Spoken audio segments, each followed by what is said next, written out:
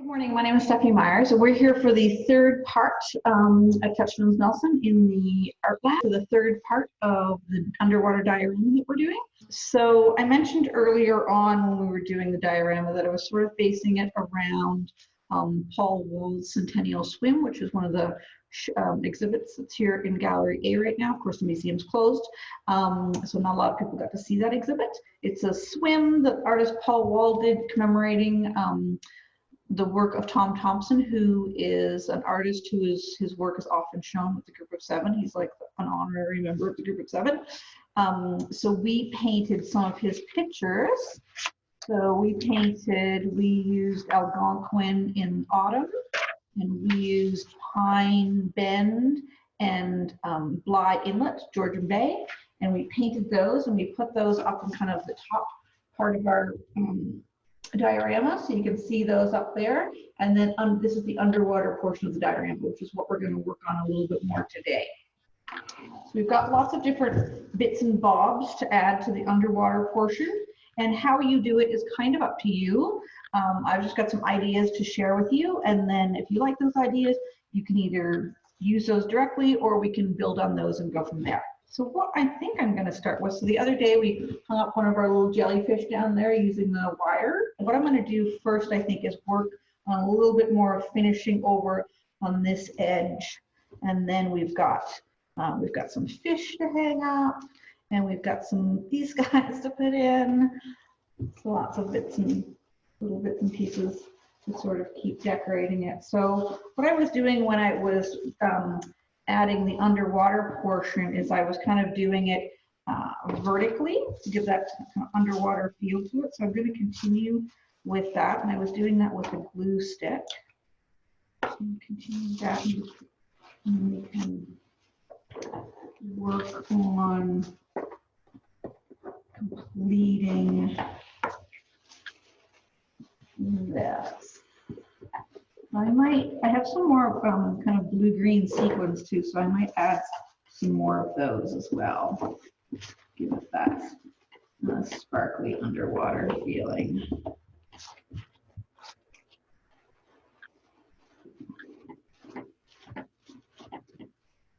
The glue stick works pretty good for this because it's not as dangerous as the glue gun, but it also, because it doesn't hold crazy tightly, you get a little bit more ability to sort of mess around with how the tissue paper goes on there, so it's a little bit more organic feel to it.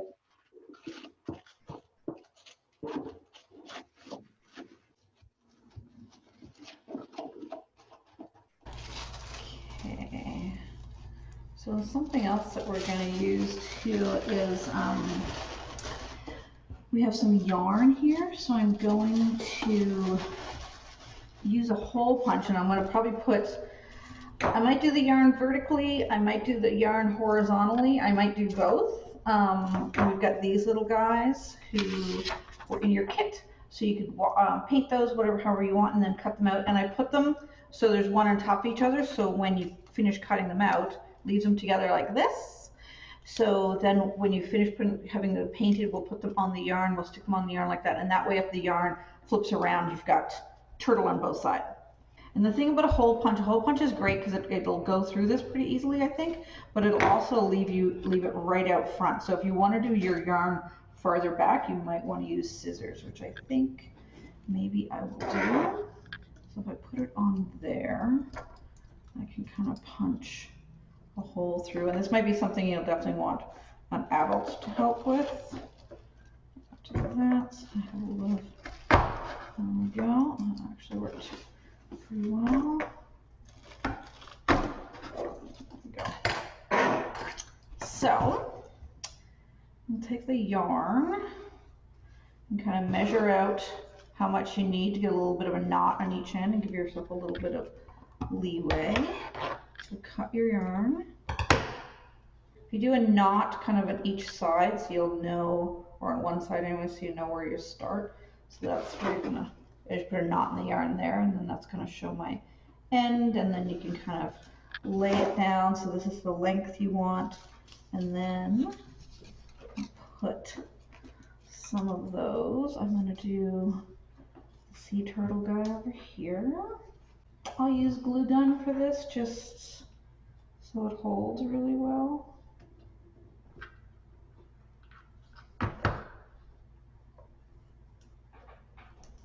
And again, try not to burn your fingers.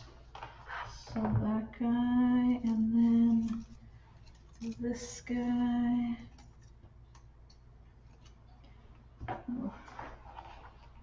Angelfish, I think this guy's is. And then you have to go from the inside out. Actually, it'd be a little difficult to poke that through, and you might need to use the scissors, but to poke it through, or a chopstick or something like that, maybe. There we go. That one, and then on this side as well.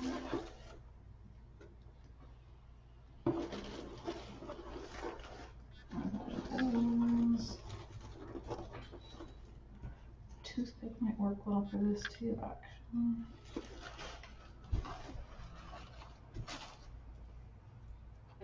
What I'm going to do is tie a toothpick to it so it doesn't pull through, because a knot with this yarn won't work because it's the yarn's too fine. So if we tie a toothpick to it, then it's not going to come back through there, or anything. You can use a paper clip or anything that you might have, but I think you would have got a toothpick in your kit.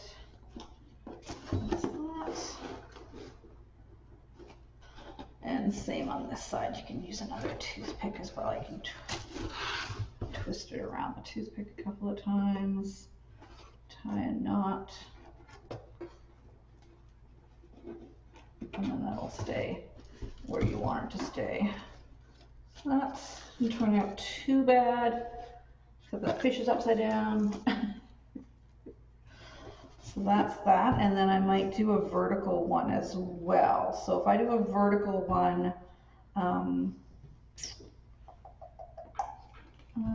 going to, where's my scissors? I'm going to put a hole in this upper part.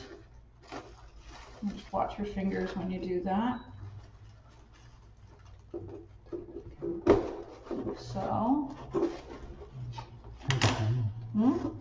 Yeah, it's hard to. And so I just used the scissors and I poked a hole in the cardboard up above. I'm going to use the same thing. I'm going to use my thing, and I might put it up there first because it was actually kind of difficult to work with when it was out. So I'm going to do that.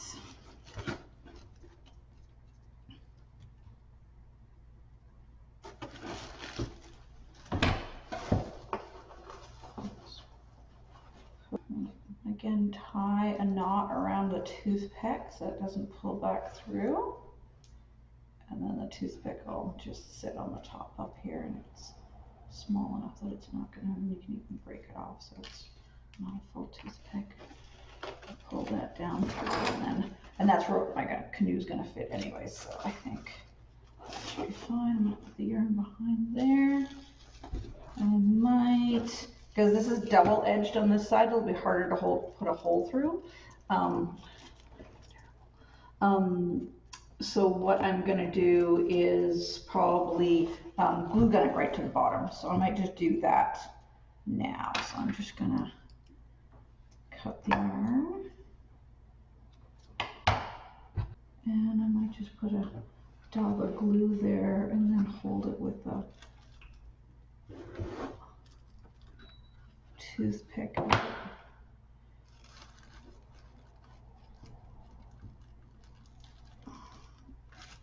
As it cools, so I'll just let that cool, and then I'm going to probably use this guy on there, the seahorse, and this guy I'll probably, I put googly eyes in this guy, put googly eyes in that guy. I might just float this guy somewhere. I might even stick him something like in like there. and the sea anemone. Yeah, so we'll do that. And glue stick would be fine for this actually. There, like so. Okay, so that's good. You put your googly eyes on the right side, so glue this guy together so he stays uniform, and then maybe dab a little bit of glue stick on him. Tap them in there and make sure you don't burn your fingers with that one, because it's, especially when there's nothing sort of solid to the back side of him.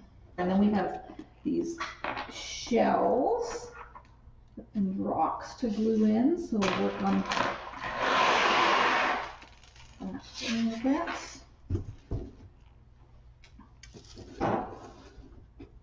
So.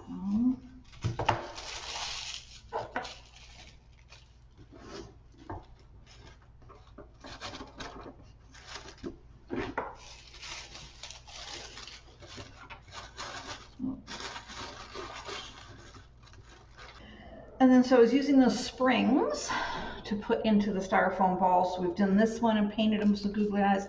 This one I painted this morning, so he might not be quite dry, but he's getting there. We've got another jellyfish, and what I might do is actually just put a dab of glue on him, or I might use the wire again, was what we used before, and that actually worked pretty good. So maybe I'll. So what I did before was I took the big styrofoam balls, cut a hole in them, and then this wire actually goes through him. I did the other day pretty well. So get that through so you can see it on the bottom, and then do a bend in it so it doesn't come back through. Figure out where you want him, and same sort of wire. Make a little bit of a kink in the wire so the glue gun's got something to hold on to.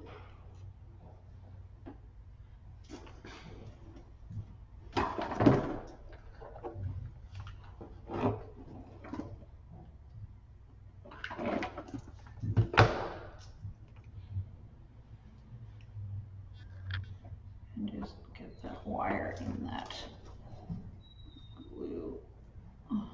Just let that cool for a minute.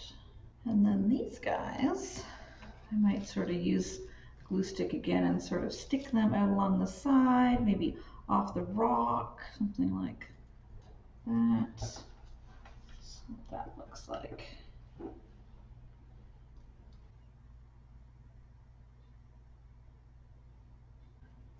There we go. Sort of like that. So we have that other glue, that guy got in these. And the great thing with the wire is you can spin it. Because initially he wasn't, couldn't see his googly eyes, but there now you can. So that's great.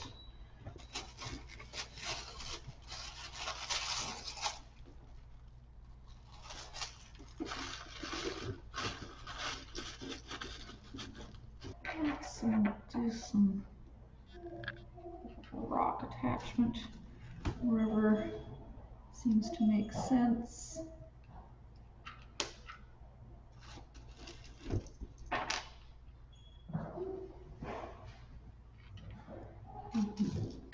Think about doing the rocks and then the shells.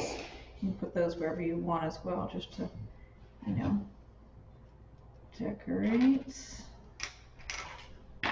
Nice thing about the rocks is you kind of don't have to worry about burning your fingers as you're putting them in there. Some of these shells are great, they're awesome.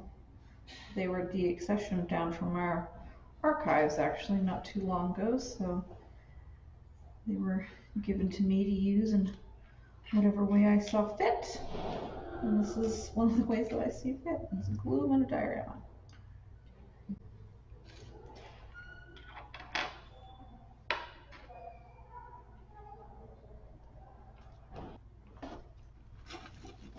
And those shells, of course, would have had snails in them, so they can actually climb up the side, so you can do that as well.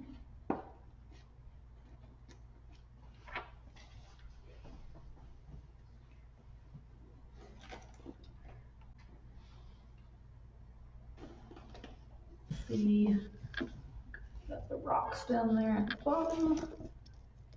And we put some up on the sides as well, both sides. And we've got the seahorse there on that side as well. Might do some decorating with these sparkle things. So I need another glue stick in there. And these are tiny, so I'm just adding a little sparkle here and there. You can put those in back too if you want.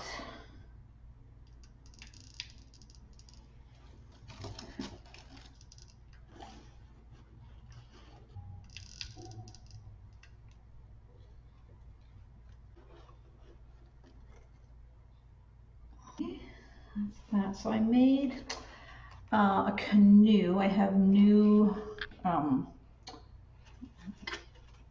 instructions on how to make a canoe, so I'll put that in the link when we do the editing of the videos. And this is again to sort of tie the diorama into the exhibit that's in Gallery A, Paul Wald Centennial Swim, because it's on Canoe Lake. And it's also in the exhibit once it opens up again, when the museum opens. He swims across Canoe Lake in Algonquin Park, and he also has canoes that follow him that have an orchestra with them. The sound is amazing, like the music that they're playing is it's really haunting and lovely. So that's why I wanted to make sure that we put a canoe in here. And of course we've got the Tom Thompson paintings again up top, so really trying to keep it, as much as it's just a craft, I want it to have some sort of connection to the Paul Wald show. Got a couple more things to do down here if we want. I've got another one of these googly eyed guys, so I might just stick him along here. And these are pretty easy to use actually. There's just these springs, and then I sort of use the pointy end and stick it in there. You can be generous with the glue when you're doing something like this, because the glue's got to really hold them on there. So, and then what we're probably gonna do for the last little bit is maybe use some of those sequins and kind of attach them around back to the water back there to sort of give the water that shimmery feel that water has. Sort of run my glue stick down the wall, down the tissue paper, and sort of drop in some of those sequins. And you can do this in different parts of the background, wherever you feel drawn that it needs a little sparkle. Don't forget the sides as well. Some more there on the side. As you're doing this, you might want to hold the tissue paper down so you don't tear it. So just as you're running your glue stick along there.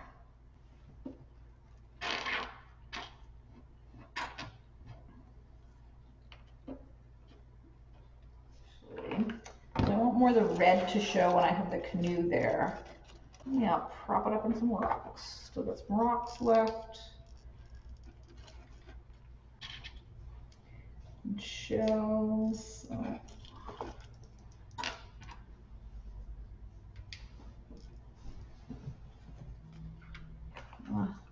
Dabs of the glue stick. Yeah, so I got the canoe up there on the rocks. I got some of those sparkles in the background. And then let's see what we've got. We've got this fish guy. Maybe I'll stick him, and I might actually take him in two parts and stick him in the background there.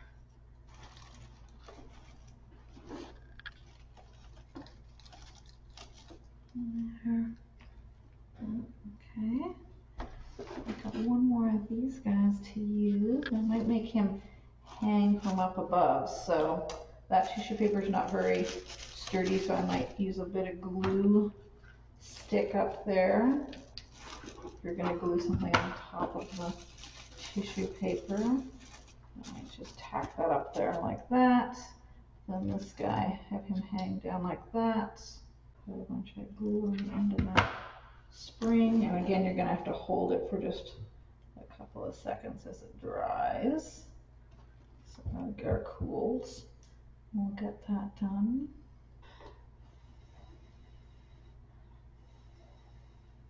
So I've got a big set of Google eyes that I might stick on this guy here.